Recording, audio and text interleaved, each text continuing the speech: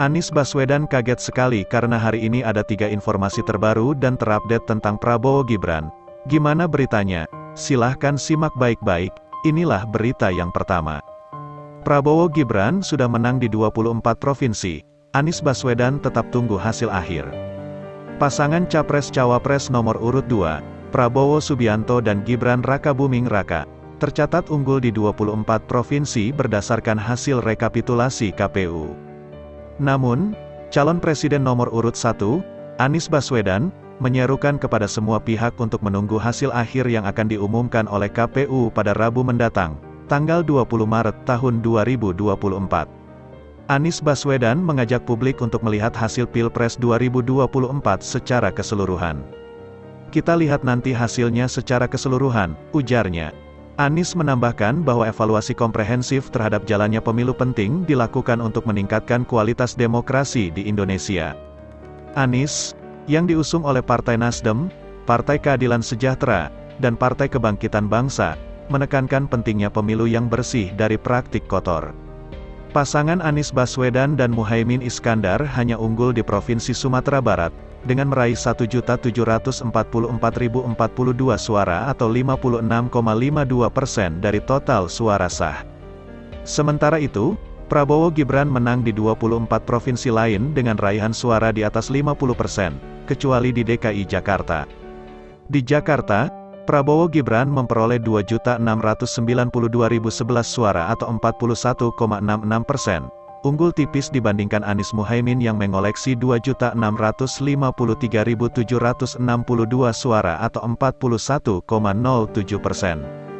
Pernyataan Anies Baswedan ini menggarisbawahi pentingnya kesabaran dan integritas dalam menunggu dan menerima hasil akhir pemilihan presiden, sekaligus menunjukkan kepercayaan kepada KPU sebagai lembaga yang berwenang mengumumkan hasil pemilu. Seluruh pihak diharapkan dapat menerima hasil akhir dengan penuh kedewasaan dan menjaga kondusivitas nasional pasca pemilu. Itulah berita yang pertama, sekarang Mimin akan bacakan berita yang kedua. Meski kelak ada koalisi besar Prabowo Gibran, Mahfud MD yakin tetap ada oposisi.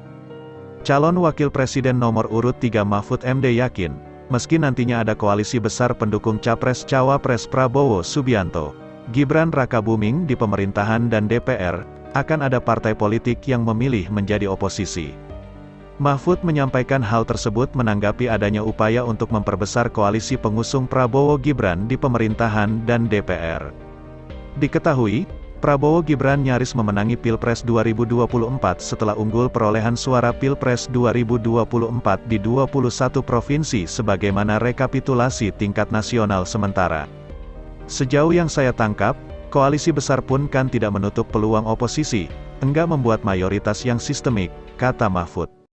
Namun, Mahfud menyerahkan wacana soal koalisi besar tersebut ke pemerintahan baru nantinya.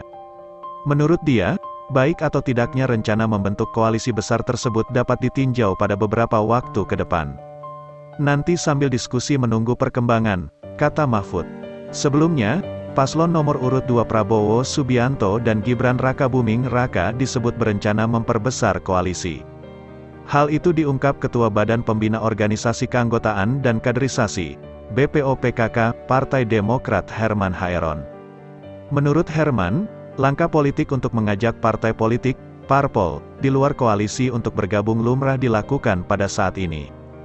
Saya kira upaya untuk memperkuat koalisi pasti ada.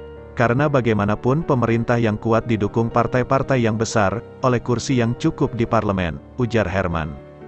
Namun, Herman mengaku tak memahami apakah langkah untuk menggandeng berbagai parpol itu dilakukan untuk menggagalkan dorongan penggunaan hak angket DPR guna menyelidiki dugaan kecurangan pemilu 2024. Tapi, ia menyebutkan bahwa usaha membentuk koalisi besar memang benar adanya. Pasalnya, untuk menjalankan roda pemerintahan yang optimal dibutuhkan bantuan dari kekuatan berbagai parpol besar di parlemen. Supaya berbagai program itu bisa dijalankan dengan baik, karena bagaimanapun hampir seluruh segmen berbangsa dan bernegara apalagi program pemerintah itu kan sangat bergantung keputusan-keputusan di DPR, papar dia. Oleh karenanya koalisi besar itu harus dijalankan harus dilakukan. Namun bagaimana, dan upaya dan lain sebagainya tentu saya tidak tahu, sambungnya. Sampai saat ini, Herman menuturkan belum mengetahui cara untuk menggagalkan wacana penggunaan hak angket. Fraksi Partai Demokrat hanya bisa berupaya dengan jalur debat dan adu argumentasi dalam rapat paripurna. Yang pasti kita berdebat saja, berargumen saja. Kalau ada yang mencoba mengangkat opini dan wacana tanpa data tanpa fakta, ya berdebatlah dengan kami, imbuh dia. Itulah berita yang kedua. Sekarang Mimin akan bacakan berita yang ketiga. Anies dan Muhaimin diyakini akan konsisten menjadi oposisi kalau tidak menang. Pasangan calon presiden calon wakil presiden nomor urut 1 Anies Baswedan Muhaimin Iskandar diyakini akan konsisten dengan statement yang telah mereka sampaikan di banyak kesempatan, yaitu akan menjadi oposisi kalau tidak memenangkan Pilpres 2024. Bahkan, keduanya juga dinilai tidak akan tergoda untuk diajak bergabung sekalipun seandainya di tengah jalan pemerintahan baru menunjukkan kinerja yang baik. Dari pernyataan Mas Anies dan Cak Imin, mereka mengatakan tidak ingin terlibat, apalagi berkali-kali mereka mengatakan dua hal. Salah satunya, menjadi oposisi itu sama terhormatnya dengan menjadi loyalis atau menjadi bagian dari itu pemerintah, dan feeling saya mereka tidak akan menjilatnya ludahnya sendiri, jelas aktivis senior Bambang Wijoyanto. Tak hanya itu, menurutnya, Anies Muhaimin juga akan bisa berkoalisi di luar pemerintahan bersama pasangan Capres-Cawapres nomor urut 3, Ganjar Pranowo Mahfud MD. Namun, seberapa kuat kebersamaan mereka dalam satu barisan di garis oposisi itu masih harus diuji dalam perjalanan hak angket di DPR yang sekarang sedang digodok. Kalau menurut saya itu nanti bisa dilihat sejauh mana proses hak angket ini bisa berjalan. Jadi perjalanan hak angket ini akan bisa menguji bagaimana chemistry itu bisa terjadi, ucap mantan ketua YLBHI ini.